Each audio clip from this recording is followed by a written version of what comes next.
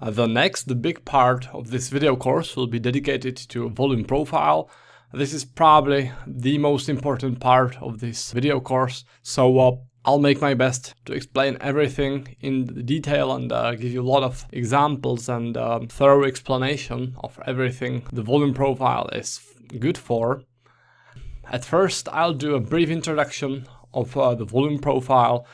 The volume profile is a histogram which shows volumes at price. In this picture, you can see a histogram showing volume at price. This is the volume at price.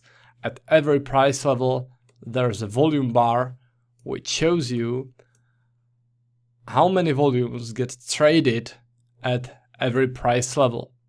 Alright, the thicker the volume profile is, for example in here it's the thickest, then it means that at this price level, the heaviest volumes throughout this whole area got traded.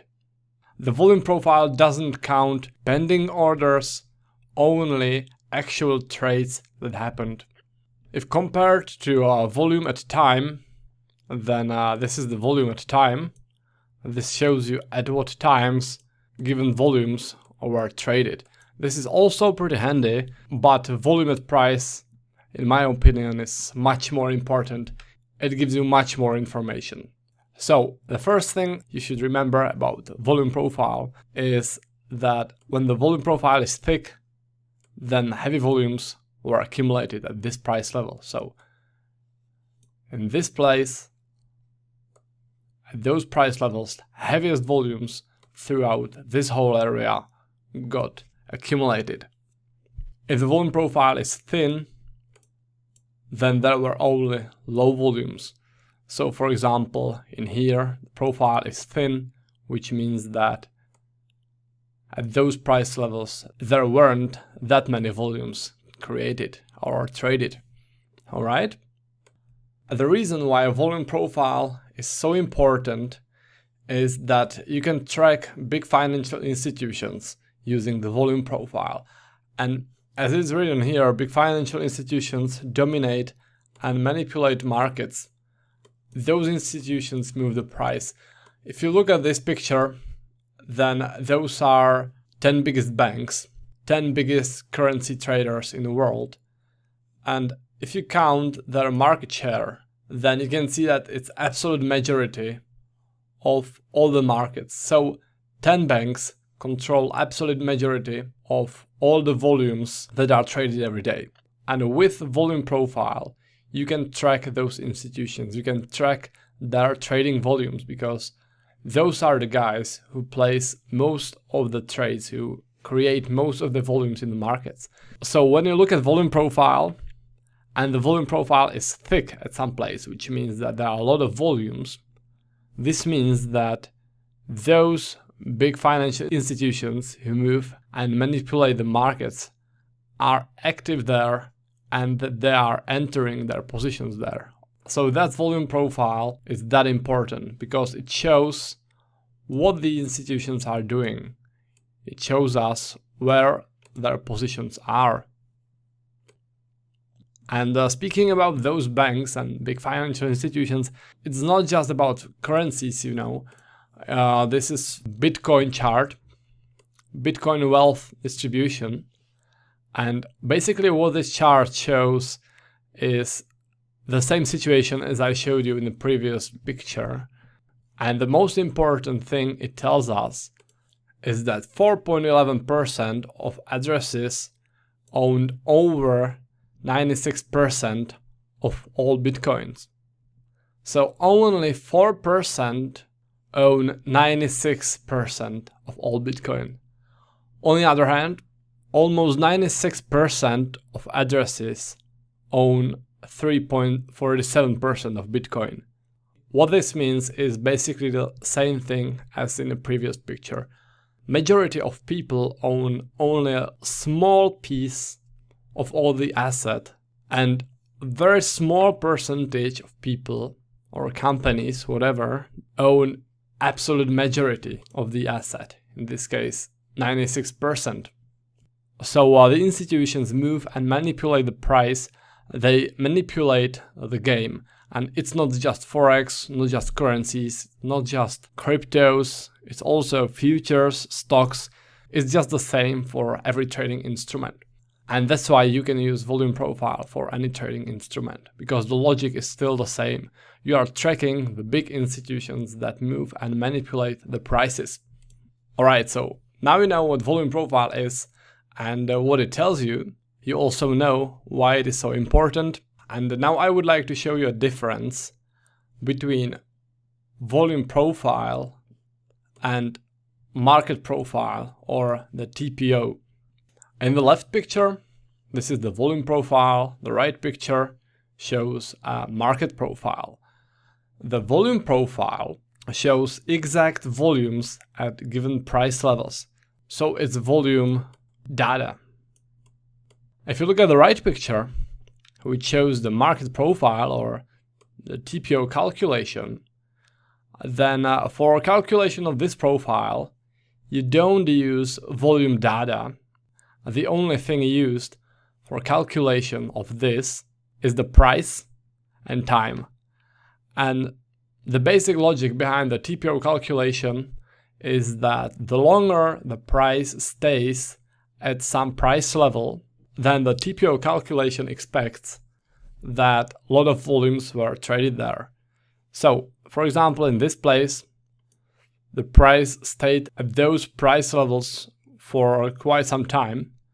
So the TPO calculation shows that there were a lot of volumes in here. It may be true, it may not, but it usually is because the price was in here for a long time. The same case is in this place. The price was in rotation for a long time, so the TPO expects that a lot of volumes were traded there. The same goes for this area. The TPO calculation is never as precise as the volume calculation. You can compare the profiles, it's the same picture.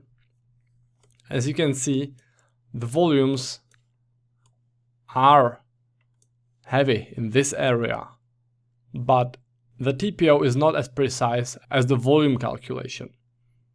Also, if you, for example, compare this volume spike and this volume spike with this volume spike and this volume spike, you can see that actually this one is a little bit bigger than this one.